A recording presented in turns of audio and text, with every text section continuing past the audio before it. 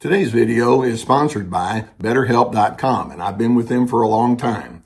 BetterHelp is an online platform where we found that you can effectively communicate with your therapist. Now, you begin by filling out a questionnaire, and then you'll be matched with a therapist within a couple of days. And if that match isn't ideal for you, you can certainly make an adjustment there. Now, you're going to be encouraged to journal, and also they have the availability for group therapy on a wide array of topics, and I really like that. So as the need exists, go ahead and take the necessary steps to get the help that you need. And just know that BetterHelp has a 4.5 rating on Trustpilot, so it indeed is a platform you can trust. There's a link below the video that will take you there.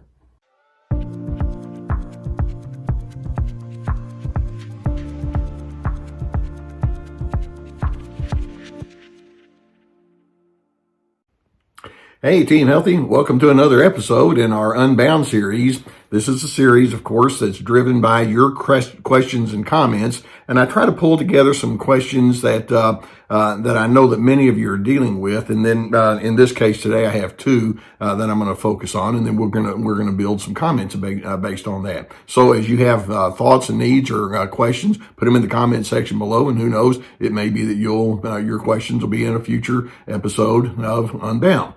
Now, I want to ask you a question. We're going to be talking today about, is it possible to find peace when you're surrounded by narcissists? And I've got two different questions here of a very different nature, where you have individuals who are inside a system that says, here's the way things are supposed to be. And there's a mannerism that they have been surrounded by with these individuals for all their lives, but then they find themselves in a position where it's like, you know what, I don't think like the rest of you. And the narcissists in these possibilities are going to be the ones that will say, well, you need to think like me, and you need to stay inside my system, and you need to do what's right. And right, of course, is defined by those people out there. One of the defining features of narcissism is that they must be in control. It's not that they just like to be in control. They must be in control, and they'll do so in such a way where they establish superiority over you, and you're inadequate if you don't go along with their program. Now, the first one, this involves a moral dilemma that spills over into this person's spiritual thinking. And I want to focus in on a specific mindset that can keep you from having that peace that you're wishing to have. This individual says, Dr. C, I have a question. How do I get unbound from a marriage when I've been abandoned and I have no contact from my spouse? What is imprisoning to me, and this is where we go to the system. What is imprisoning to me is breaking a promise to death do we part, remaining love and quitting on what I think God wants me to do. So you have a person here who has a situation where, well, my spouse took off and left, and I don't have any contact with that person. I don't know what's there.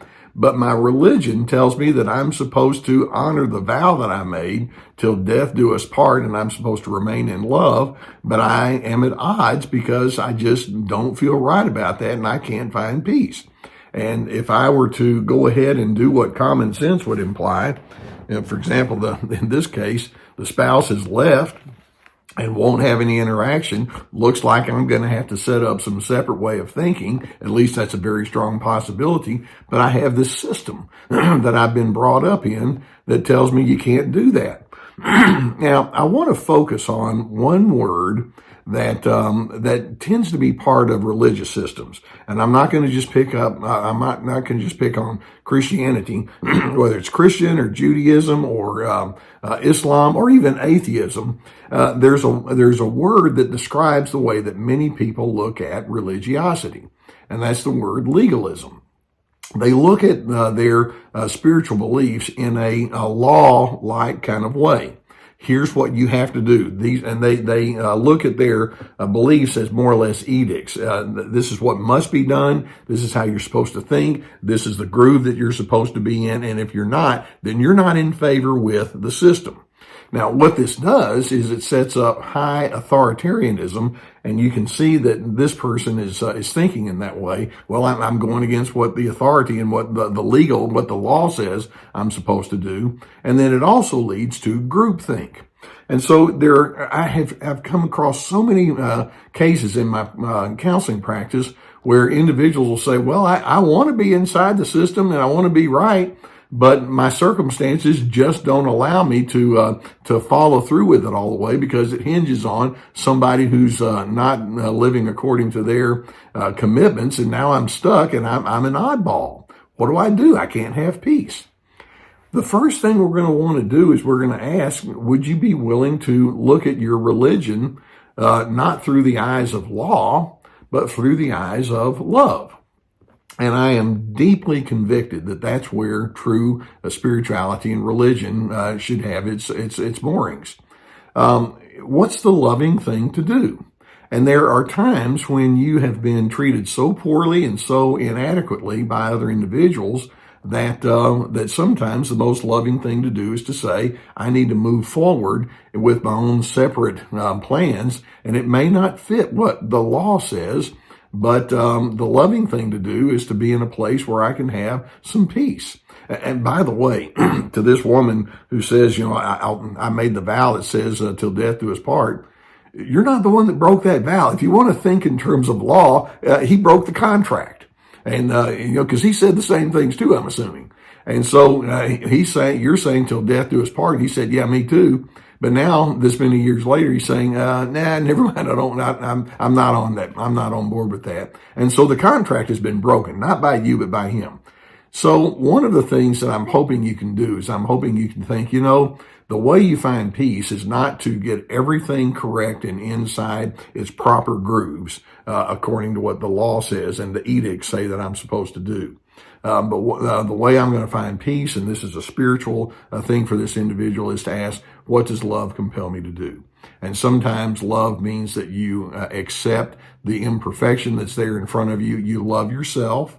And then you live in such a way where you're not so horribly conflicted with the system around you. But it's like, I'm still committed to love and I'm still committed to goodness. I happen to have been attached to somebody who didn't have the same thing.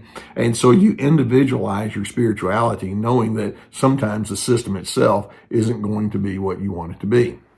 Now, let's take that same thinking, and I want to apply it to a family system here that's of a different nature, but this person's having some similar kinds of thoughts. This person writes in and says, my sister is very hateful. She married a narcissist and raised 2 kids, one of whom is also a narcissist. The man she married is disgusting.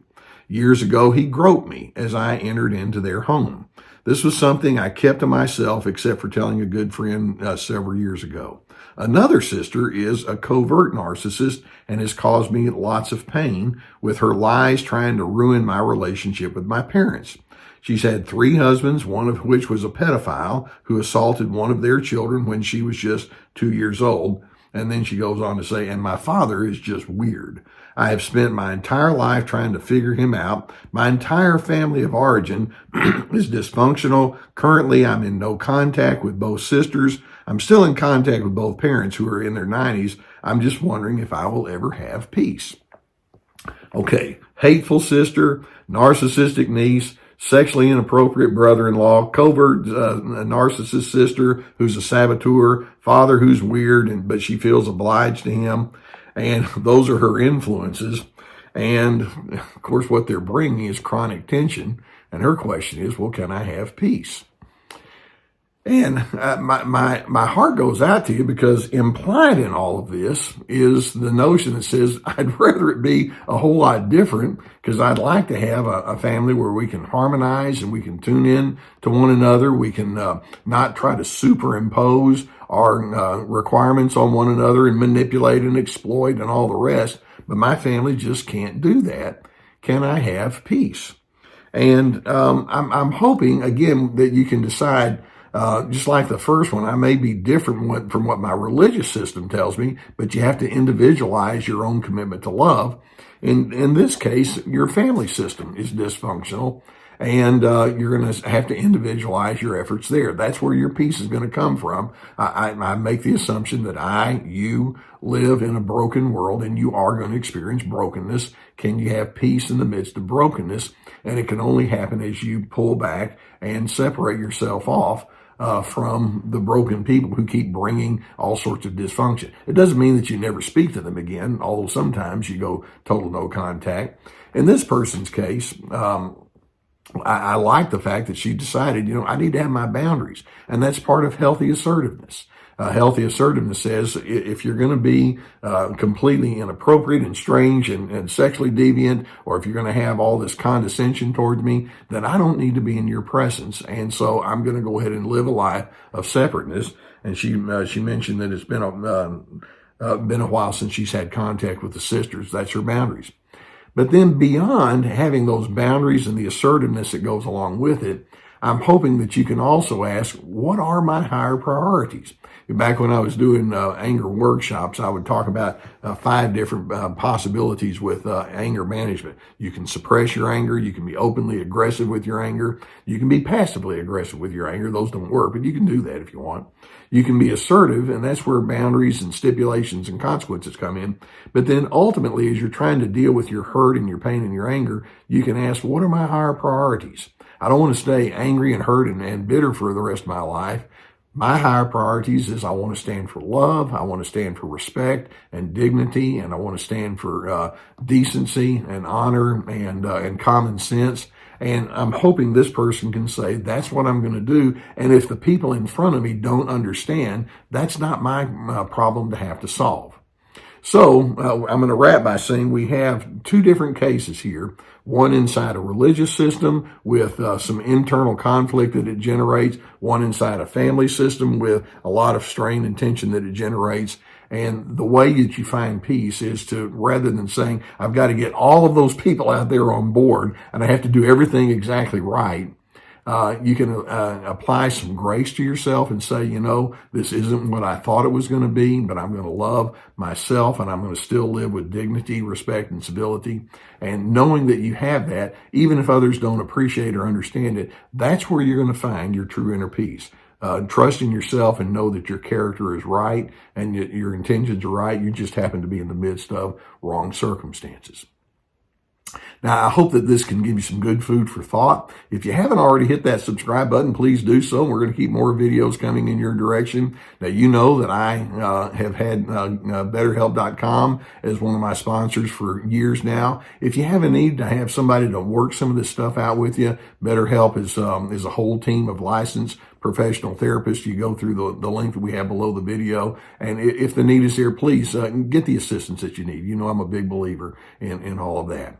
Now, in addition, I'm hoping that you can go to my website and you'll have access to my courses. Each course has at least 25 teaching videos with handouts and questions on anger, on boundaries, on the healthy way of connecting, on finding yourself, the free to be.